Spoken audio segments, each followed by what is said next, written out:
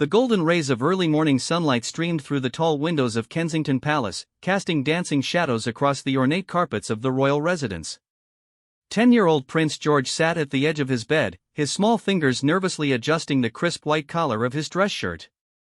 Today was different from any other day in his young life, though he wasn't entirely sure why his father had such a serious expression when he mentioned their special outing. William stood in the doorway, watching his eldest son with a mixture of pride and melancholy that seemed to settle deep in his chest.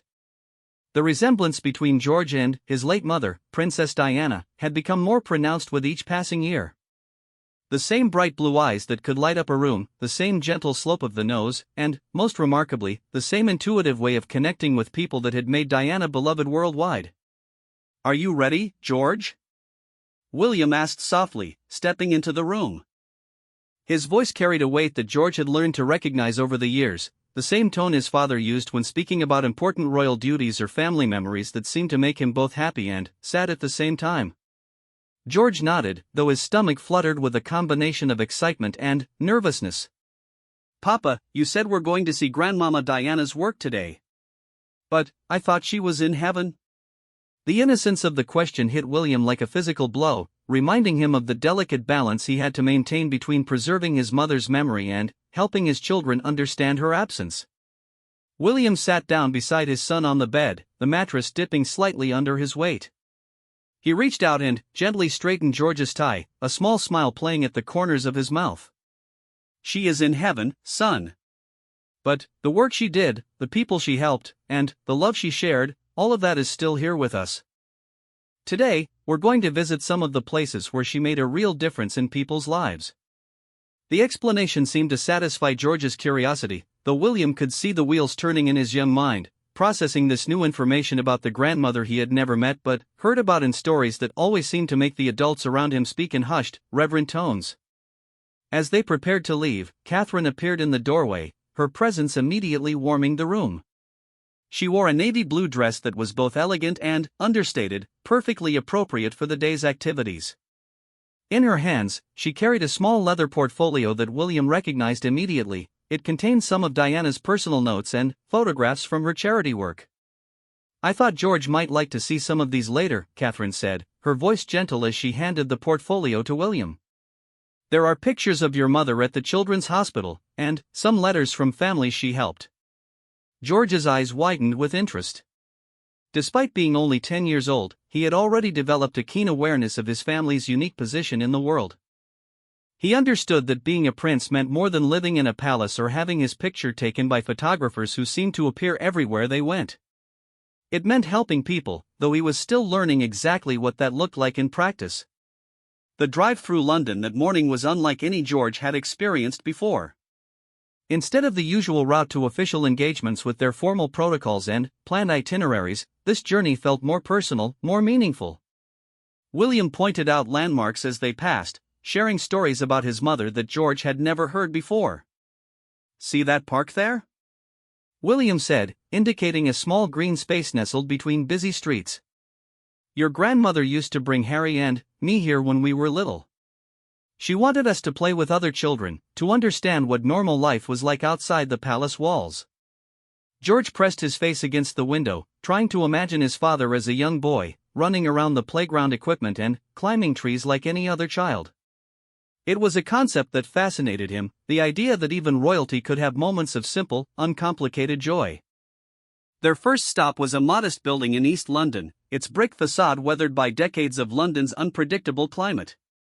A small plaque beside the entrance read Diana Memorial Community Center, but it was the group of people waiting outside that truly captured George's attention. Children of various ages, some in wheelchairs, others with visible disabilities, all wearing bright smiles and clutching handmade cards and drawings.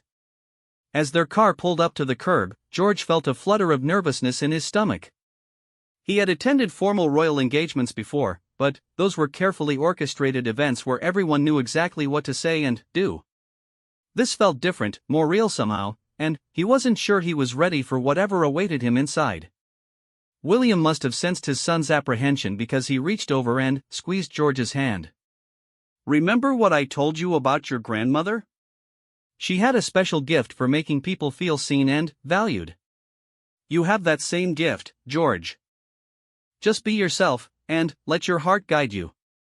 The community center director, a woman named Sarah Collins who had worked closely with Diana during the final years of her life, greeted them at the entrance.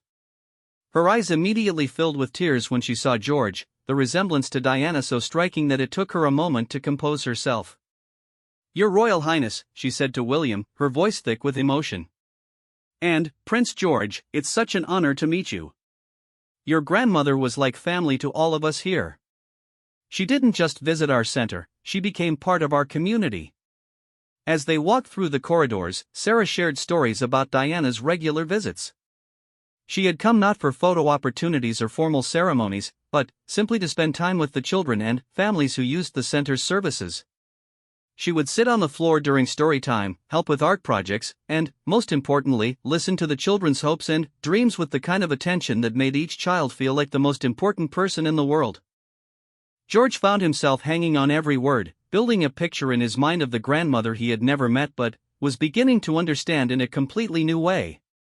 This wasn't the formal princess from official portraits or the tragic figure from news documentaries. This was someone who genuinely cared about other people, who used her position not for personal gain but to bring joy and comfort to those who needed it most. When they entered the main activity room, George was immediately surrounded by a group of children who were curious about this young royal visitor. Unlike the formal protocols of official engagements, these children approached him with the unfiltered enthusiasm that only young people possess. "Are you really a prince?" asked Emma, a 7-year-old girl with pigtails and a gap-toothed grin.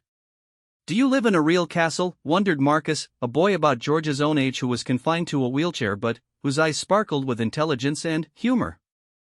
George found himself relaxing as he answered their questions, discovering that these children were interested in him not because of his title, but because he was simply another young person they could relate to. The nervousness he had felt earlier began to fade, replaced by a genuine curiosity about their lives and experiences. As the morning progressed, George participated in various activities alongside the other children. He helped paint a mural that would hang in the center's main hallway, contributed to a group storytelling session, and even joined in a game of adapted football that had been modified so children with different abilities could all participate together. It was during these simple activities that George began to understand what his father had meant about Diana's special gift. It wasn't about grand gestures or formal speeches. It was about seeing each person as an individual, about finding ways to connect despite differences in background or circumstance, and about using whatever privileges you had to make other people's lives a little bit brighter. One moment in particular stood out to George as defining the entire experience. A young girl named Lucy, who had been quiet during most of the morning's activities, approached him shyly during art time. She had been working on a drawing, and, after much internal debate, she decided to show it to him. The drawing was simple but heartfelt, stick figures holding hands under a rainbow, with Princess Diana written carefully at the top in a child's unsteady handwriting. At the bottom, Lucy had added, "Thank you for helping my family," in barely legible letters. "My mom told me Princess Diana helped get me the special medicine I needed when I was little," Lucy explained quietly. She said Princess Diana made sure all children could get help, even if their families didn't have lots of money. George looked at the drawing, then at Lucy's earnest face, and felt something shift inside him. This wasn't just history or family legacy, this was real impact on real people's lives. His grandmother had used her position to create change that was still affecting families more than 2 decades after her death.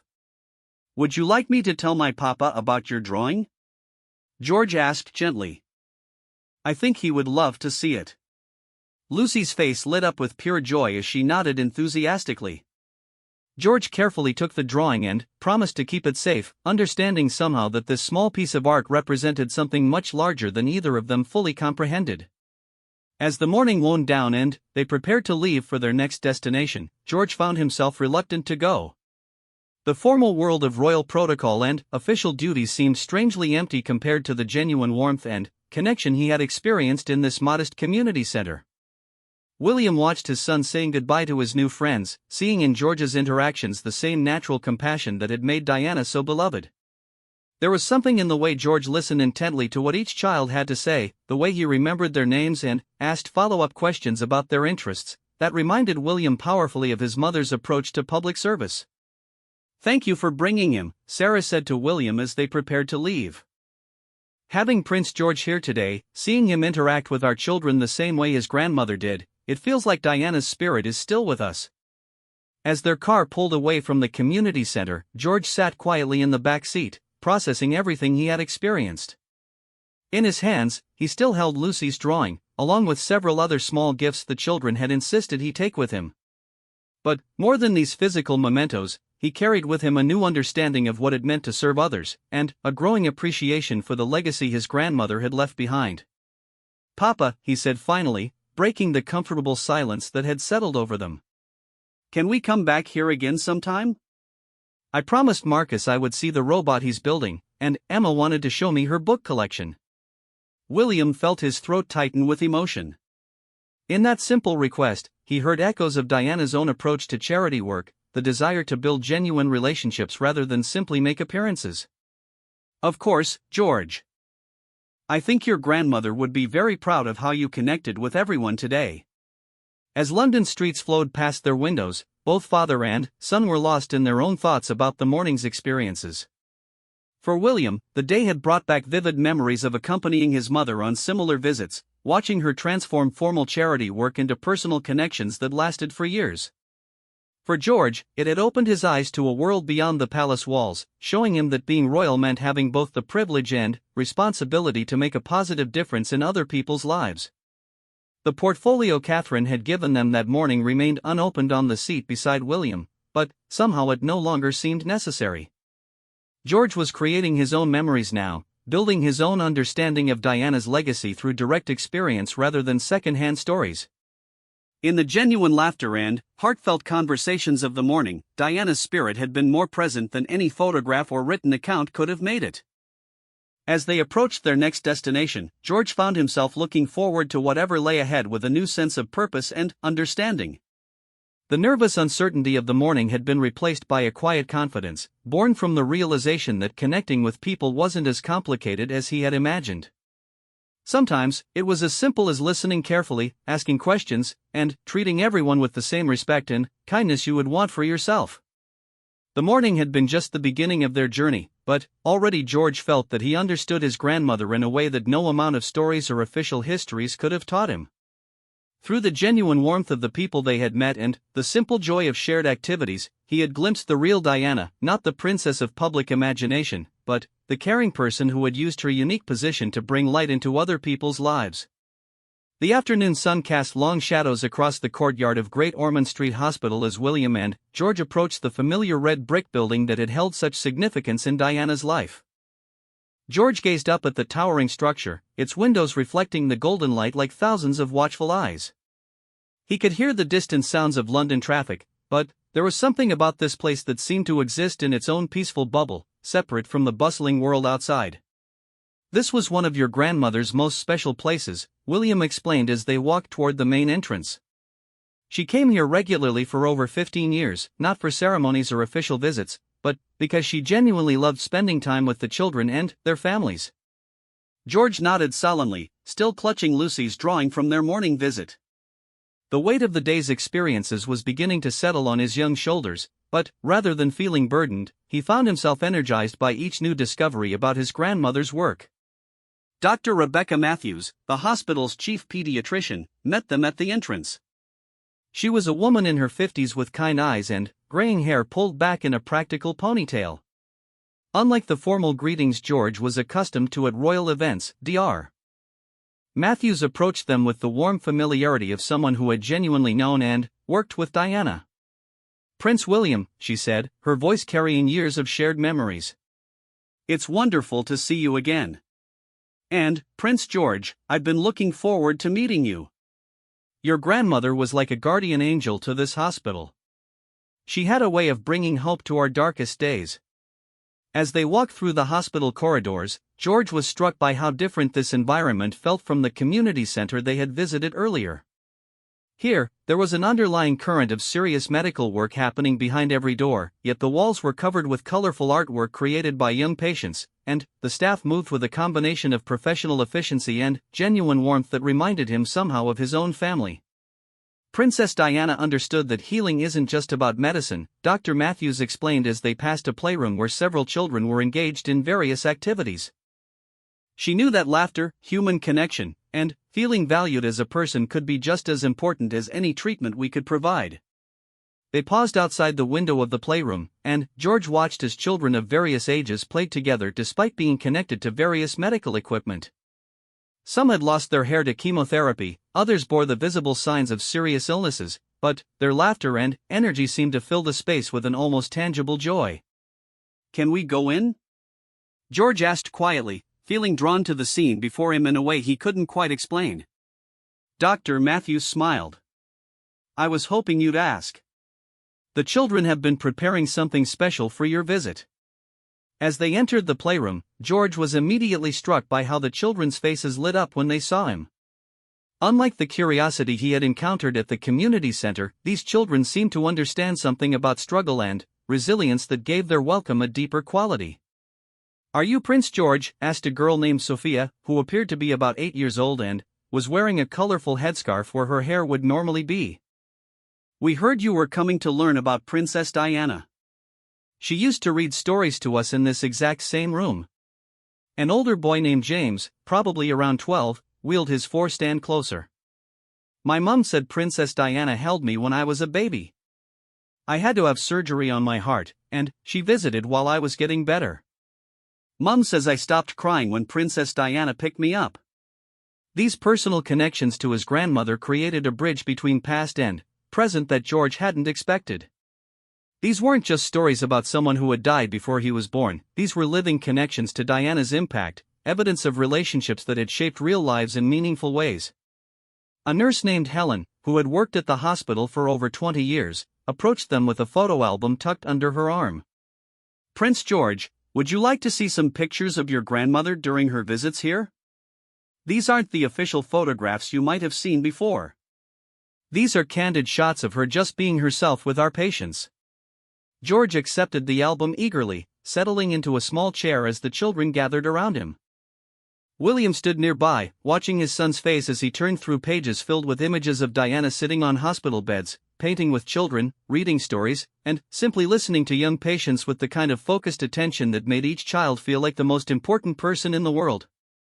"Look at this one," Sophia pointed to a photograph that showed Diana lying on a hospital bed next to a young patient, both of them laughing at something outside the camera's view. "That's what she was like. She didn't act like a princess who was visiting sick children. She acted like a friend who happened to be a princess." As George studied each photograph, he began to understand something fundamental about his grandmother's approach to charity work. She hadn't maintained the formal distance that might be expected from royalty. Instead, she had allowed herself to be genuinely affected by the people she met, creating real relationships rather than simply making appearances. "She always remembered our names," added James. "Even if she hadn't seen someone for months, she would ask about things we had talked about during previous visits. She made us feel like we mattered to her as individuals, not just as patients she was supposed to visit." This detail struck George as particularly significant. In his young life, he had already met thousands of people at various royal engagements, and he was beginning to understand how difficult it must be to maintain genuine personal connections amid such a busy schedule. Yet Diana had somehow managed to make each person feel seen and valued as an individual. Dr. Matthews returned with several hospital staff members who had worked closely with Diana during her years of involvement. Each had their own stories to share, painting a picture of someone who had used her royal platform not for personal gain, but to shine light on causes and people who might otherwise be overlooked. One Christmas Eve, shared nurse Patricia, who had worked in the oncology ward for over 30 years, Princess Diana showed up unexpectedly. She had heard that several families would be spending Christmas in the hospital with their children, and she couldn't bear the thought of them being alone during the holidays. She brought presents for every child and spent hours with families, making sure no one felt forgotten. "She didn't bring photographers or make a big announcement," added Dr. Matthews. "She just quietly showed up because she cared. That's who she really was, someone who genuinely felt other people's pain and wanted to help however she could." These stories created a mosaic of character that was both inspiring and humbling for George to contemplate. His grandmother hadn't just been fulfilling royal obligations, she had been living according to a set of values that prioritized compassion and service above personal comfort or convenience. As the afternoon progressed, George found himself naturally falling into conversation with the children about their experiences, their treatments, and their hopes for the future. Without consciously trying to emulate his grandmother's approach, he discovered that simply listening and asking genuine questions created the kind of meaningful connections that everyone seemed to treasure.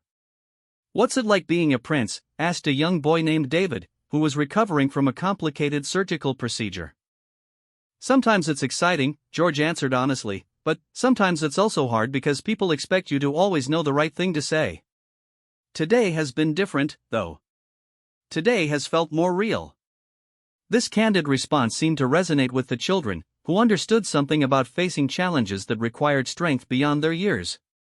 There was an unspoken recognition between them, the acknowledgement that everyone has difficulties to overcome, whether those challenges are medical conditions, public expectations, or simply the universal struggles of growing up.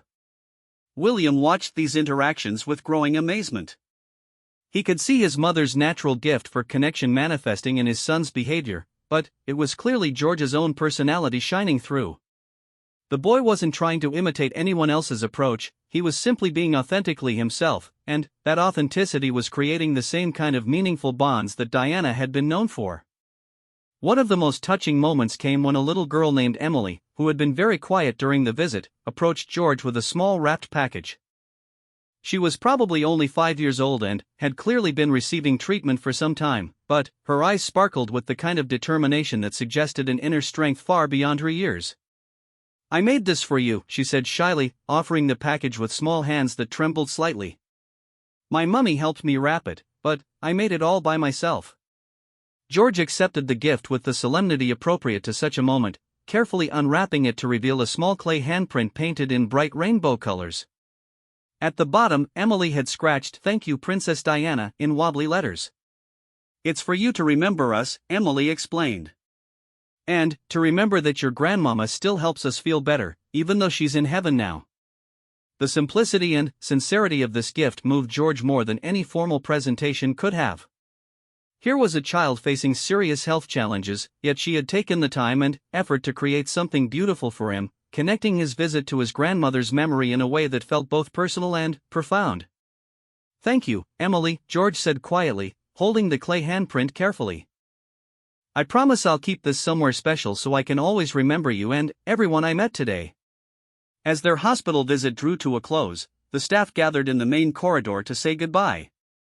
Dr. Matthews presented George with a special photo album created just for him, containing pictures from Diana's many visits over the years, along with letters and drawings from patients who had been touched by her presence. "Your grandmother taught us that healing happens not just through medical procedures, but through human connection," Dr. Matthews said as she handed him the album. "She showed us that everyone deserves to feel valued and loved, regardless of their circumstances. I can see that same spirit in you today." As they walked back through the hospital corridors toward the exit, George found himself processing the emotional weight of everything he had experienced. The children he had met were facing challenges that made his own worries seem trivial, yet they had approached their interactions with him with such generosity and warmth that he felt humbled by their resilience.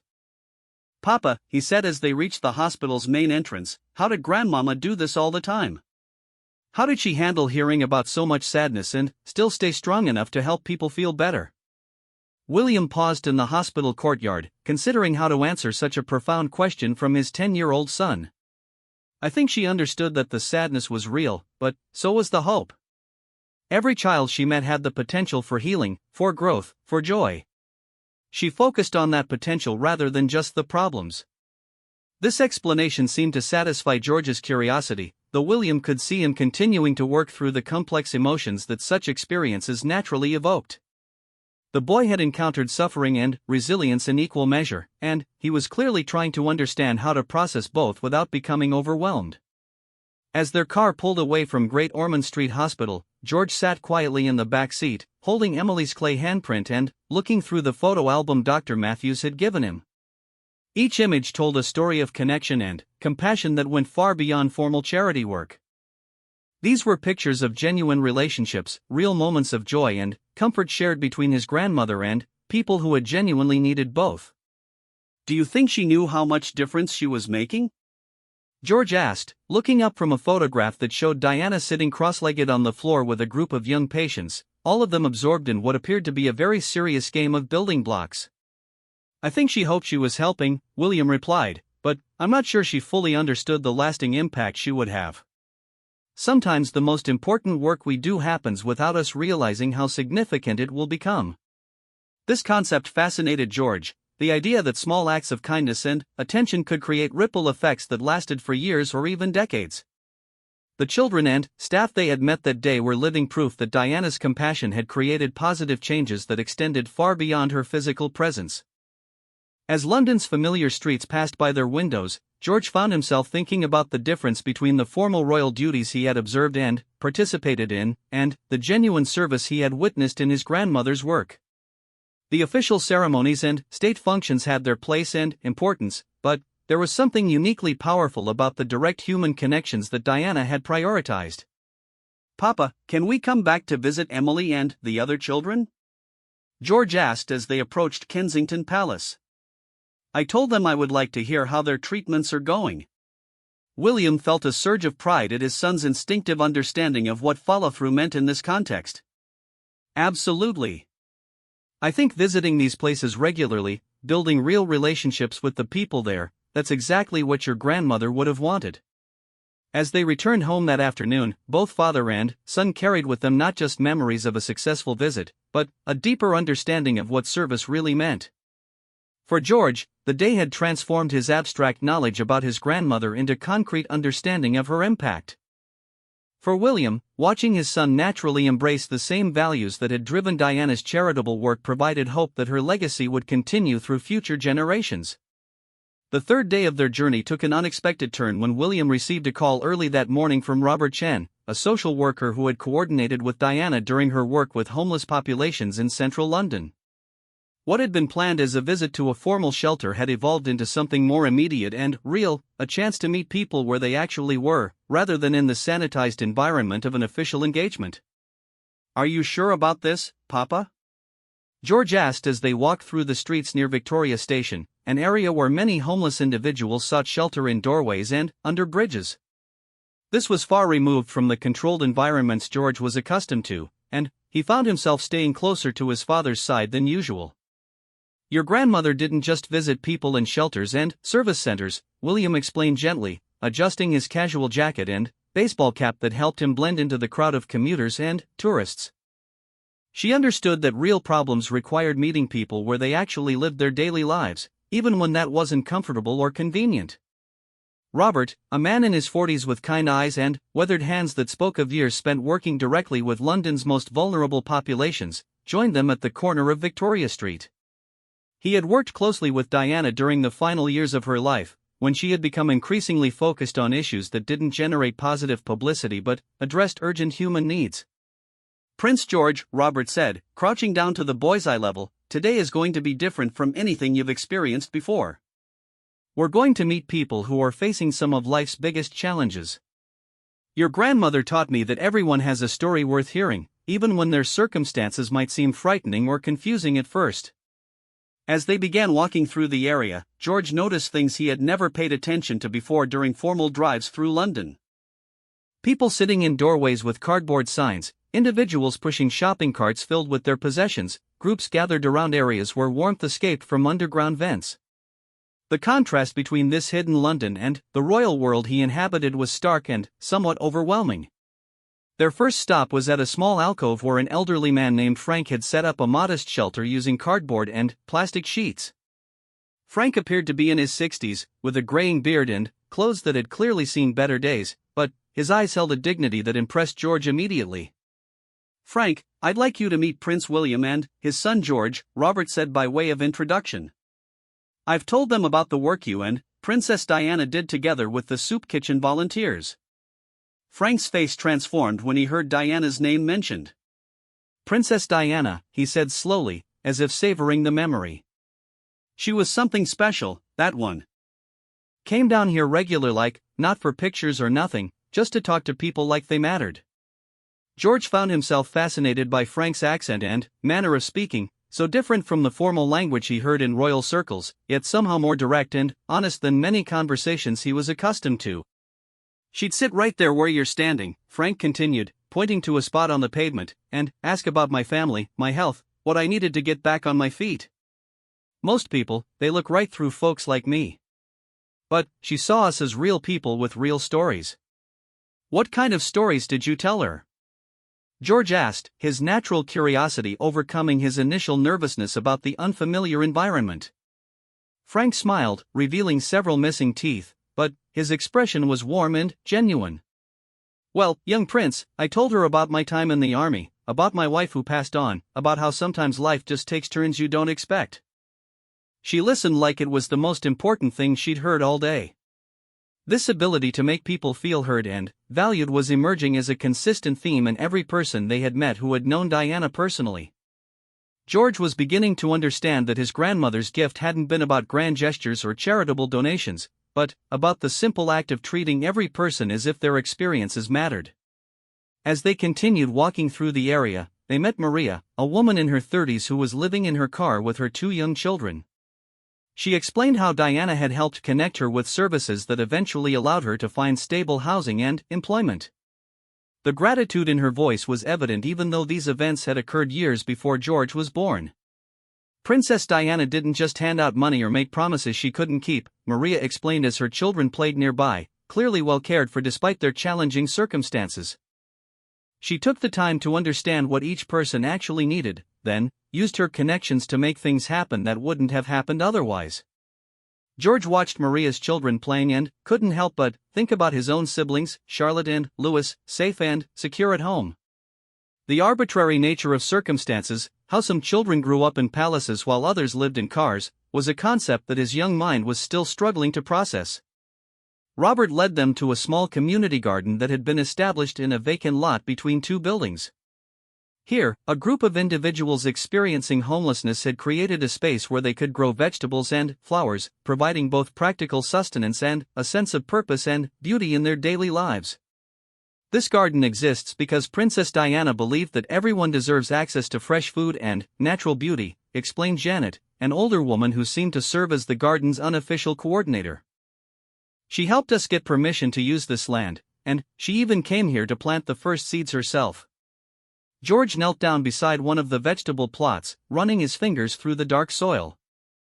The idea that his grandmother had touched this same earth, had worked alongside these people to create something productive and beautiful, made her seem more real and present than any photograph or story could have. "Would you like to help us plant something today?" Janet asked. "We're putting in winter vegetables that will feed people throughout the cold months."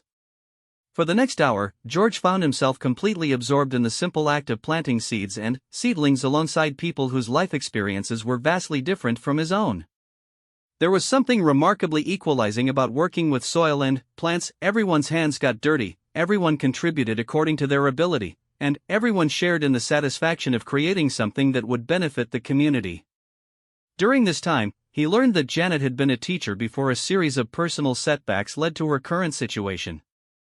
Frank had been a skilled carpenter whose business failed during an economic downturn. Maria had fled an abusive relationship with nothing but her children and the clothes on their backs. Each person had a complex story that defied simple explanations or easy solutions. "People think homelessness is about making bad choices," Frank said as they worked together to create a new planting bed. "Sometimes that's part of it, but more often it's about bad luck, bad health, or bad people taking advantage." Your grandmama understood that difference. These conversations were giving George a more nuanced understanding of social problems than his formal education had provided. The people he was meeting weren't statistics or policy issues, they were individuals with personalities, skills, histories, and dreams that had been temporarily derailed by circumstances largely beyond their control. As the afternoon progressed, they visited a small day center that provided basic services like showers, laundry facilities, and a safe place to rest during daylight hours. The center operated on a shoestring budget with mostly volunteer staff, but the atmosphere was welcoming and dignified.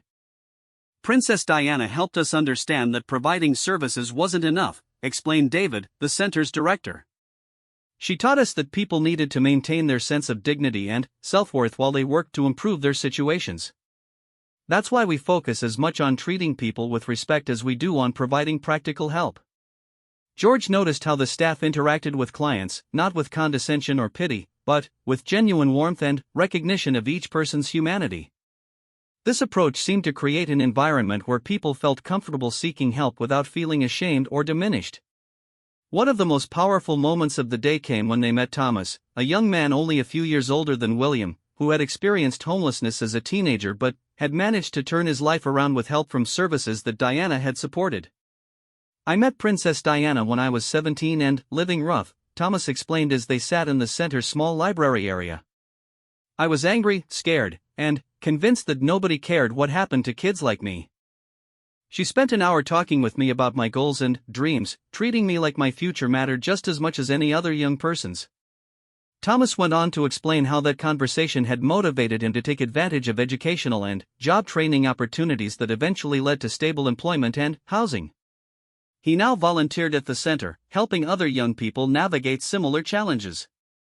"She didn't solve all my problems in one conversation," Thomas continued, "but she helped me believe that I was worth solving problems for. Sometimes that's all people need, someone who sees their potential instead of just their current situation." This concept of seeing potential rather than just present circumstances was clearly central to Diana's approach to helping people. George was beginning to understand that effective charity work wasn't about feeling sorry for people, but about recognizing their inherent dignity and capacity for positive change.